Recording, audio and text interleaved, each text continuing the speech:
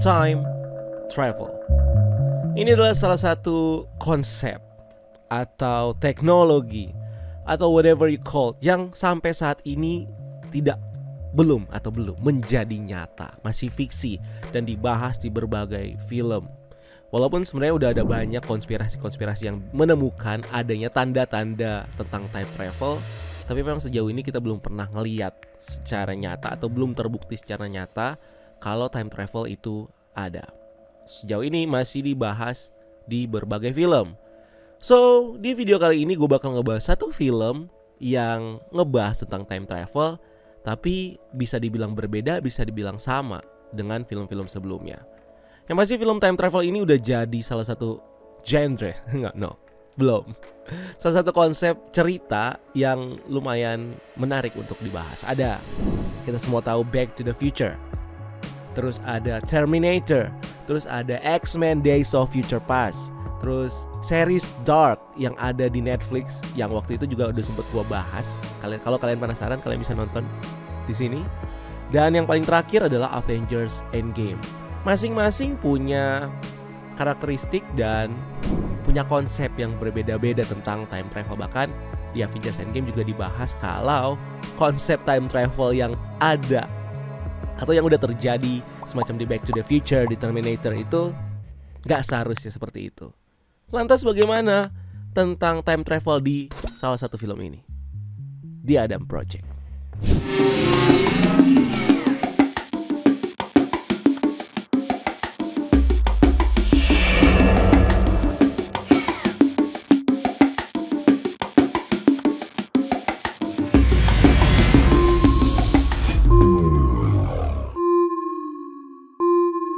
Ini adalah salah satu film yang lumayan ringan, tapi gue suka adalah sutradaranya. Sutradaranya ini adalah Sean Levy, dimana dia baru aja di-announce kalau dia bakal mendirect filmnya Deadpool di MCU. Nah, film-filmnya dia yang sebelumnya juga bisa dibilang sukses ya. Ada Free Guy, dia juga terlibat langsung sebagai eksekutif produser dan juga director di Stranger Things. Dan dia juga sebagai director di Night at the Museum. Jadi cerita-cerita seperti ini tuh kayak menarik banget untuk dia bawain. Apalagi soal time travel. Mungkin sesuatu yang baru sih buat dia. But let's see. Yang pasti film ini adalah film yang menarik karena mempertemukan antara Deadpool, Gamora, dan Hulk. The Adam Project menceritakan tentang satu karakter bernama Adam yang kabur dari tahun 2050 pergi ke tahun 2018. Tujuannya 2018 untuk menyelamatkan istrinya yang mungkin terjebak di sana. Dia mau mencari istrinya. Dia mencuri pesawat jetnya sendiri, di mana pesawat jetnya ini dikurung sama satu karakter villain bernama Sorian. Dan akhirnya dia berhasil mencuri jet itu dan mencoba kabur. Nah, time travel yang ada di sini itu teknologinya itu menggunakan pesawat, dimana dengan pesawat itu ada satu cannon yang bisa menembakkan dan menciptakan black hole di angkasa yang akan membawa dia menuju tahun yang dia tuju. Nah, dalam proses waktu dia mau masuk ke black hole ini, dia mengalami luka yang bikin DNA-nya ini itu rusak. Nah, untuk bisa melakukan time travel, kondisi seseorang ini harus sangat fit dan DNA-nya juga nggak boleh ada cacat dan lain-lain. Tapi karena kejar-kejaran itu bikin dia luka, akhirnya proses time travel ini terganggu. Dia yang harusnya pergi ke 2018 malah nyasar ke 2020 dan pesawatnya rusak. Nah, di 2020 dia mikir gimana caranya gue memperbaiki pesawat gue. Dan kebetulan pesawatnya dia ini cukup canggih, dimana pesawatnya tuh bisa self repair.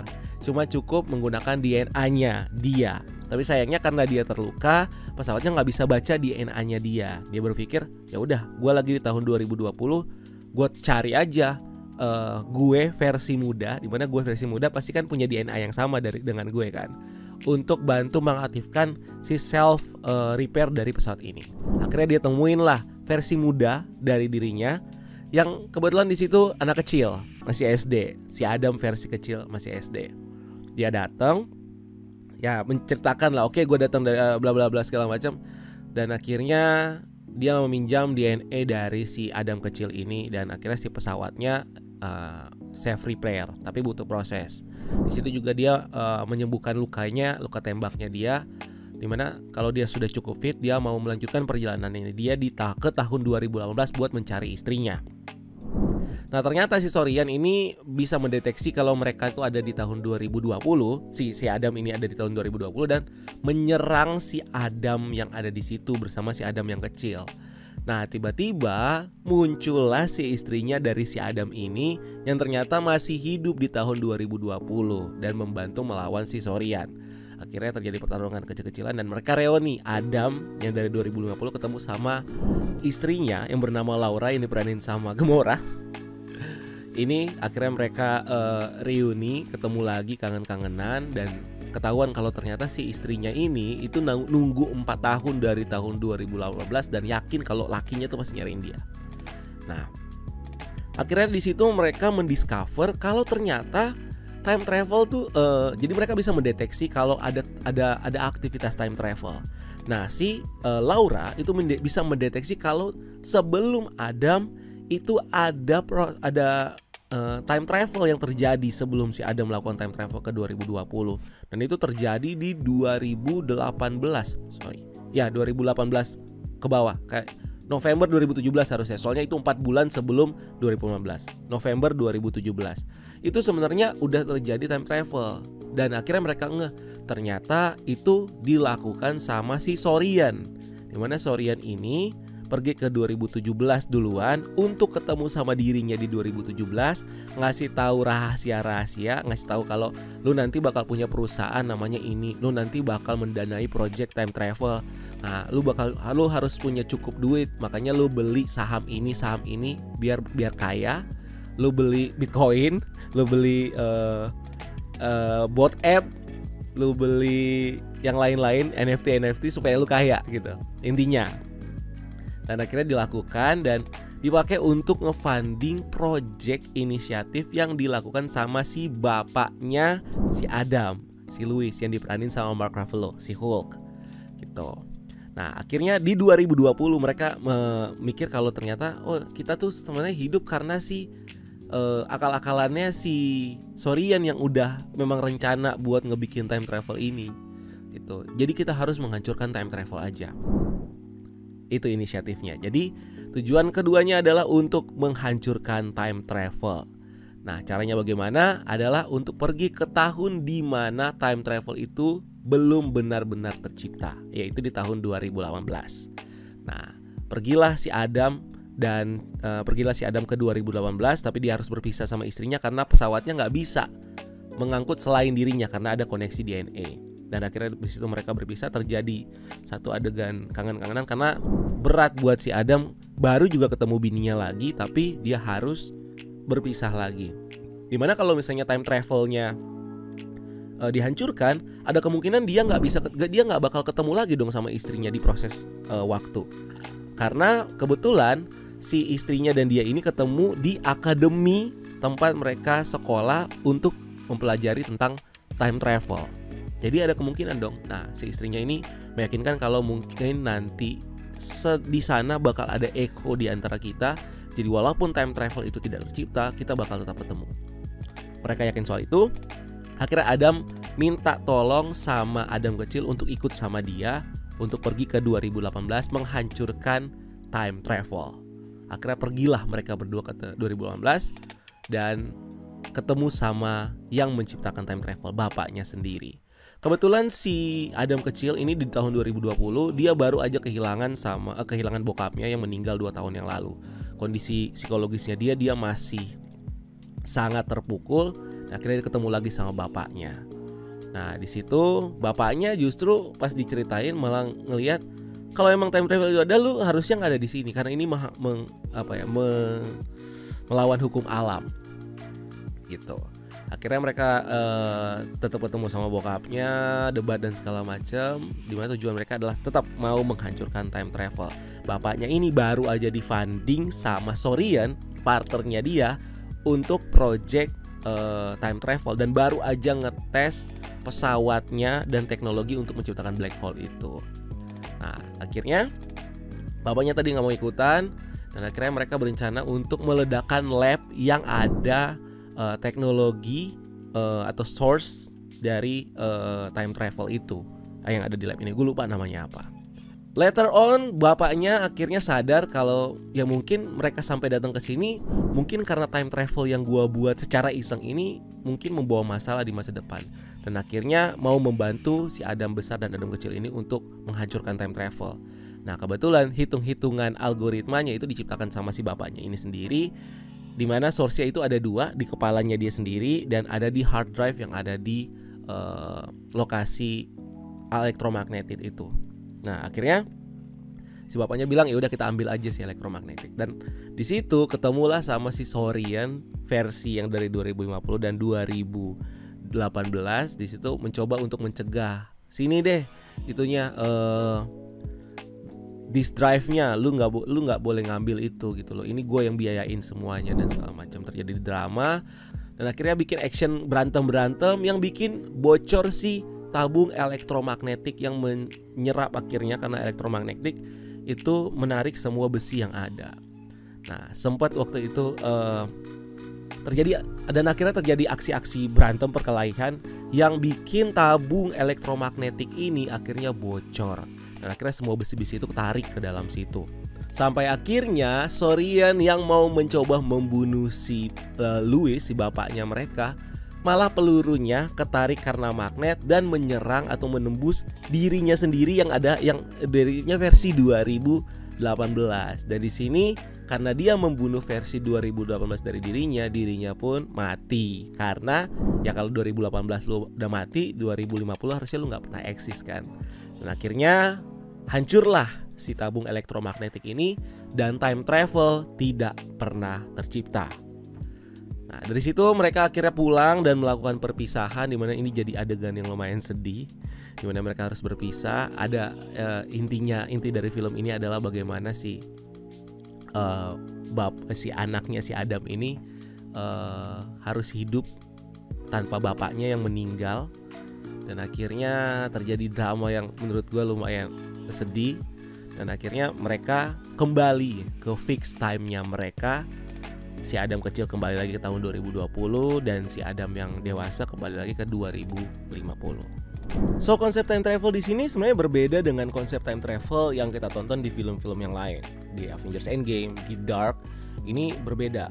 Nah, gue mungkin coba pakai gambar buat ngejelasin perbedaannya seperti apa dan apa sih yang bikin time travel yang ada di Adam Project ini unik. Nah, konsep time travel pertama ini misalnya ada satu timeline. Ini yang terjadi di Dark ya. Ada satu timeline dan lu misalnya itu dari tahun 2050, lu time travel ke 2020 di sini dan lu mengubah sesuatu di sini gitu. Lu mengubah sesuatu dan segala macam, dan tidak akan ada perubahan apa-apa soal timeline, karena sebenarnya timeline yang lu hidupi selama ini adalah karena perubahan yang lu buat. Misalnya lu di sini 2050 lu time travel ke 2020, lu ketemu sama versi kecil dari diri lu. Nah, versi kecil dari diri lu ini yang dari tahun 2020 akan hidup, lu akan ingat, tahun 2020 dulu gua pernah ketemu sama versi gue yang lebih tua yang datang dari 2050. Dia datang sama gue, dia bilang kayak gini. Dan lu akan hidup along the way sampai lu tahun 2050, mungkin sampai lu ketemu masalah. Wah, gua harus ngingetin nih, gue harus kasih tahu versi kecil dari gue biar dia bisa lebih aware atau dia bisa melakukan ini. Nah, lu akan time travel lagi, ketemu lagi versi kecil lu akan hidup lagi sepanjang tahun. Lu akan ingat kata-kata yang wah tahun 2020 kemarin gue dikasih tahu sama versi tua dari diri gue. Jadi ini terjadi kayak loop gitu. Jadi semacam loop yang nggak akan ada perubahan apa-apa dari sini. Jadi apapun yang lu hidup selama ini sebenarnya ya karena perubahan yang lu lakukan pada saat lu 2050, lu time travel ke 2020. Jadi gitu aja terus. Itu yang terjadi di Dark. Bahkan sampai wah, itu lu harus nonton sih kalau Dark. Itu konsep time travel pertama. Nah, konsep time travel kedua yang ada di Endgame. Nah, dimana di sini lu time travel ke tahun ya 2050, time travel ke tahun 2020. Lu melakukan perubahan di sini, lu ketemu kayak sama diri lu apa segala macam, dan ternyata ada perubahan yang lo lakukan. Nah, perubahan yang di sini itu akan menciptakan alternate timeline atau timeline yang baru. Timeline yang baru akan tercipta di sini. Jadi akan ada dua timeline, timeline yang lu hidupi dan timeline di sini. Nah, lu yang ada di sini nantinya, lu yang akan hidup di tahun 2050 di sini itu berbeda dengan lu yang ada di sini. Ini makanya yang dikenal dengan konsep multiverse kalau di MCU. Makanya kalau apapun pada saat orang time travel ke sini melakukan sesuatu, bikin branch lagi, di sini bikin branch lagi. Kayak gitu aja terus sampai tercipta ada banyak sekali branch timeline yang terjadi. Ini yang terjadi di Avengers Endgame. Jadi apapun yang lo lakukan di sini, kalau lo mau mengubah sesuatu yang seharusnya terjadi seperti itu, lo akan menciptakan timeline baru. Dan timeline yang udah ada ini berjalan, ya tetap berjalan. Gak akan ada perubahan apa-apa karena sudah terjadi. Kayak gitu. Ini yang ada di Avengers Endgame. Nah, sedangkan untuk di Adam Project ini terjadinya berbeda, agak unik. Misalnya lo di sini itu di tahun 2050. Lo time travel ke tahun 2020. Di sini lo ketemu versi kecil dari diri lo. Di sini ketemu sama versi kecil dari diri lo. Gitu kan? Nah, setelah lo melakukan perubahan apa segala macam, akan terjadi penyesuaian sama timeline yang ada. Jadi misalnya di sini timelinenya jadi berubah. Misalnya lo di sini kalau di Adam Project lo menghilangkan time travel. Di sini akan terjadi perubahan dari timelinenya ini. Tapi tetap masih dalam satu timeline. Gitu. Jadi nggak looping. Nah, apakah lu yang versi kecil di sini ketika lu disamperin sama versi dari 2050, lu yang versi kecil ini bakal ingat kalau lu disamperin sama versi dewasa lu? Enggak, karena di sini akan teriset sebenarnya. Di timeline ini pikiran lu akan teriset. Jadi lu gak akan inget apa-apa kalau ada time travel, kalau misalnya ada versi dari dewasa lu datang nyamperin lu dan ngasih lu sesuatu misalnya. Jadi akan teriset dan akan tercipta timeline baru yang masih sebenarnya di timeline utama. Agak membingungkan sebenarnya ya. Intinya adalah misalnya kayak gini deh, gue tambahin. Ketika lu melakukan sesuatu di sini akan ada satu timeline baru. Nah, yang unik juga di sini adalah ada yang dibilang dengan echo. Mungkin pikiran lu hilang, ingat. Lu nggak lagi ingat kalau misalnya lu pernah ketemu sama versi dewasa lu pernah melakukan travel bla bla bla bla, lu nggak pernah ingat. Tapi ada hati lu sebenarnya itu merasakan. Jadi ingatan lu mungkin enggak, tapi hati lu merasakan. Hati kan itu kan perasaan kan nggak ada di dalam organ ibarat kata ya. Jadi hati lu tetap merasakan. Makanya waktu ada scene si Laura bilang ke Adam, mungkin kita di luar sana kita akan ketemu ekonya, dimana mungkin kita nggak ingat, tapi ada eko yang dirasakan gitu loh, karena perasaan. Begitu juga waktu di ending dimana si Adam ini dikasih tahu kalau lu tepok ya, lu peluk emak lu ya, lu peluknya bener-bener peluk, terus lu sayangin emak lu kayak gitu-gitu. Nah, mungkin dia nggak ingat kalau pesan yang disampaikan sama si Adam itu, tapi secara perasaan dia merasa kalau dia kayaknya harus deh peluk nyokapnya. Jadi konsep ini nih yang terjadi di Adam Project ini yang menurut gue juga unik. Nah, di ending film di Adam Project ini mereka akhirnya bapaknya si Louis Reed, terus si Adam Reed yang versi 2050 dan versi 2020 akhirnya pergi ke rumah mereka kebetulan yang Adam dan maknya yang di situ lagi les. Nah, akhirnya mereka mengucapkan perpisahan karena mereka udah ngerasa ada sesuatu yang terjadi nih, yang artinya hal yang atau action yang mereka lakukan dengan menghancurkan time travel di tahun 2018 work. Karena kalau misalnya time travel tidak pernah ditemukan, mereka harusnya tidak pernah punya kesempatan untuk pergi ke tahun untuk balik lagi dari tahun 2050 ke tahun 2018 itu kan. Nah, mereka ngerasa kalau wah, ini kayaknya ada sesuatu nih yang terjadi nih. Jadi mereka mau pamitan. Dimana sih di situ ada satu scene yang lumayan sedih, dimana sebenarnya intinya dari film ini adalah tentang keluarga sebenarnya. Bagaimana sih Adam yang versi 2020 ini terpukul banget karena bapaknya baru meninggal. Dan akhirnya kenapa si Adam versi 2020 ini bisa menjadi Adam yang versi 2050, karena at the end dia ngerasa mungkin lebih mudah untuk membenci bapaknya yang meninggal dibanding kangen sama bapak yang meninggal. Karena dia selalu ngerasa gue butuh bapak gue, tapi kok bapak gue nggak ada gitu loh. Akhirnya membentuk karakternya dia yang seperti si Adam yang versi 2050. Nah, Adam yang versi 2050 ini juga terbentuk karena Adam yang versi 2020 ini juga karena ngerasa kehilangan ayahnya, dia jadi kasar, jadi lebih nakal, bahkan sarkas banget, bahkan bikin sakit hati emaknya yang sebenarnya disesali sama Adam yang versi dewasa. Makanya Adam versi dewasa selalu ngebilangin, lu jagain emak lu karena lu nggak pernah tahu dia juga sedih sebenarnya. Nah, intinya di situ, dan akhirnya ditutup time travelnya dengan mereka bertiga. Bapaknya si Louis ini bermain lempar-lemparan bola di halaman belakang mereka, dimana lempar-lemparan bola ini itu hal yang biasa mereka lakukan waktu si Adam ini masih kecil.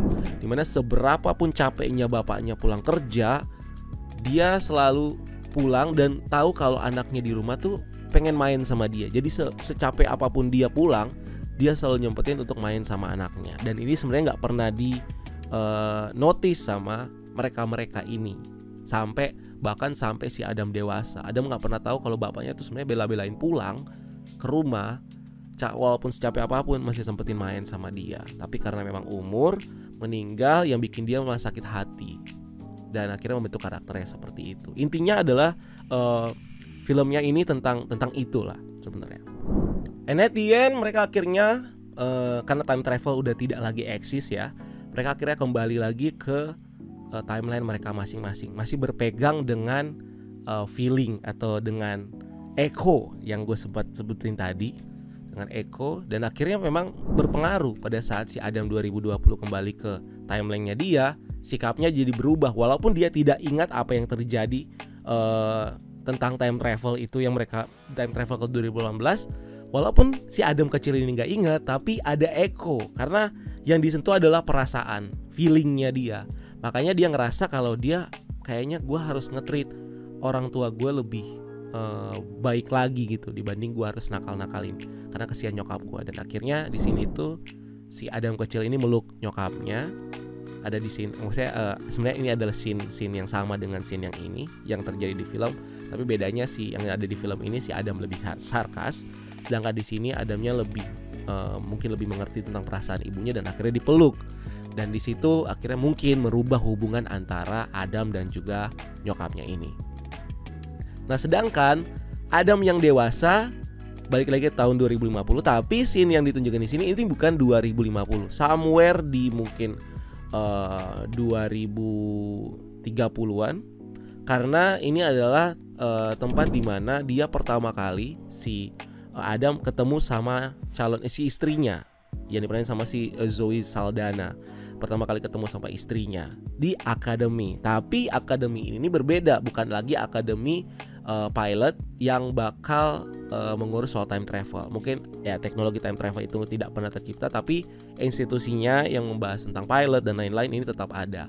Dan karena echo yang gue bilang tadi, karena kena di perasaan, pada saat mereka dipertemukan lagi, masing-masing dari mereka ini punya spark karena kena di perasaan yang dibawa mereka itu. Walaupun mereka gak inget kalau mereka mungkin sudah pernah melakukan perjalanan waktu atau yang lain-lain. Tapi ada satu plot hole di mana itu kan kalau di akademik. Bagaimana nasibnya si Adam yang balik tahun 2050? Ya, mungkin istrinya udah hidup. Karena kalau kita lihat ini ada di satu timeline, kalau dia ketemu di tahun somewhere around 2030, otomatis di 2050 dia masih tetap sama istrinya. Kalau ternyata di 2030 ini mereka menikah, dan pasti ya menikah ya, karena ada echo itu. Dan akhirnya ya happy ending aja. So itu dia kira-kira penjelasan gue tentang time travel yang ada di film The Adam Project.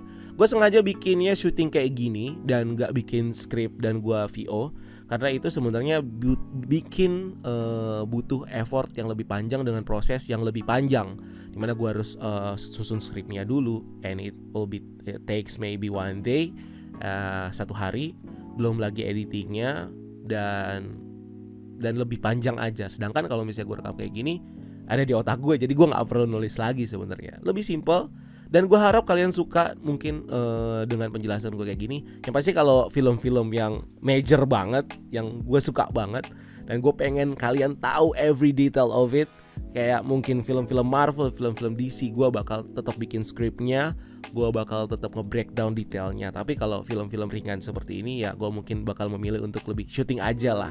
Jadi lebih effortless buat gue.